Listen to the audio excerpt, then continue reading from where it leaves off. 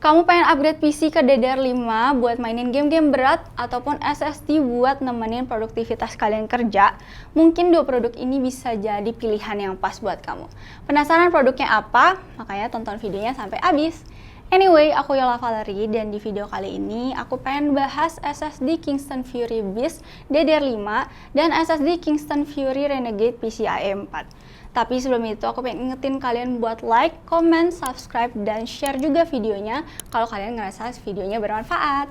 Thank you! Jadi Kingston Fury itu merupakan sub-brand terbaru dari Kingston yang khusus buat gaming dan juga merupakan brand memori dan SSD nomor 1 di dunia. Jadi pasti kalian gak asing lah ya sama namanya. Dan kalau soal buat kualitasnya juga udah gak perlu diraguin lagi. Seperti yang kita tahu, DDR5 pasti punya keunggulan lebih dibanding DDR4, yaitu peningkatan performa yang lebih kencang dan juga konsumsi daya yang jauh lebih rendah. Pastinya RAM DDR5 dari Kingston ini bakal lebih efisien kalau kita pakai buat game ataupun program terbaru dengan double bank, burst length, dan 2 sub-channels independen 32 bit. Lalu RAM DDR5 juga bisa tembus 50% lebih cepat dibanding DDR4. Kalau DDR4 kecepatan terendahnya dimulai dari 2400 MHz, sedangkan DDR5 kecepatan terendahnya aja itu dimulai dari 4800 MHz. Kayak kencang banget gak sih? RAM ini juga udah bersertifikasi Intel XMP 3 dan tentu aja bisa kalian gunain buat overclocking serta memungkinkan motherboard untuk mengkonfigurasi pengaturan memori di luar kecepatannya. Dan juga udah dikualifikasi oleh produsen motherboard terkemuka di dunia, salah satunya adalah MSI. Nah, sekarang kita lanjut bahas soal SSD. Jadi SSD Kingston Fury Renegade ini bisa mempersingkat waktu kamu pas lagi loading game, buka aplikasi berat, record streaming, atau copy data. Jadi cocok banget buat kalian yang ngerasa SSD kalian yang gunain sekarang itu kurang cepet atau kurang ngebut waktu transfer file, atau misalnya lemot pas lagi buka program-program berat gitu. SSD ini merupakan SSD NVMe Gen 4 dan memiliki speed read up to 7300 Mbps dan speed write-nya up to 7000 Mbps. Punya form factor M.2 yang tipis, jadi cocok banget mau dipasang dimanapun tanpa makan tempat, mau di PC, mau di laptop, ataupun dijadiin SSD eksternal juga bisa.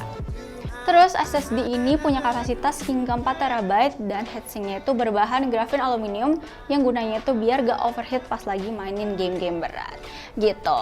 Oke, sekarang aku pengen langsung tes performanya gimana, tapi sebelum itu aku pengen sebutin speknya dulu. Untuk spek PC yang aku pakai sekarang ini ada Kingston Fury Renegade NVMe Gen 4 512GB, Kingston Fury Beast 2x16GB 5200 MHz, MSI MAG B660 Mortar Wi-Fi, MSI Core Liquid 240R, MSI RTX 3060 Gaming X, PSU-nya Aigo GS750, dan casingnya pakai Paradox Niruha. Pada pengujian game yang pertama, aku memakai resolusi Full HD 1080p dengan settingan high. Di game Dota 2 ini mendapatkan average di 208 fps.